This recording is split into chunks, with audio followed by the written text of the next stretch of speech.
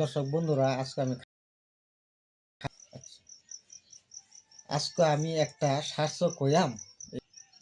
আনহারা যদি এই শাস্ত্রটা বুঝা থাকুন তা কমেন্টে জানাইয়া দিবেন, ভালো করে জানাইয়া দিবেন।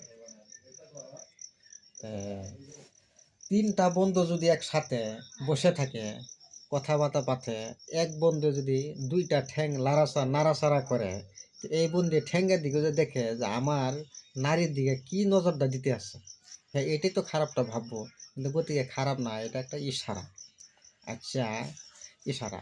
আর যত রকমের কুকুর থাক, ভালো কুকুর থাক, খাবার সময় হাত দিবেন না। কারণ কুকুরে বুঝতে পারবেন না যে মানুষে হাত দিছে, তবে কুকুরে ঘাইল করতে দিতে পারে। আর যত প্রীতি বন্ধু থাক, বন্ধুর সাথে লেনাদেনা করবেন না। কারণ বন্ধুর সাথে লেনাদেনা করলে, টাকা পয়সা ধার চোর করলে তুমি ঘুরাইতে পারবে না, ওই বন্ধু তোমার রাগ উঠবো, পরে লাগে একটা ঝগড়া। তা বন্ধু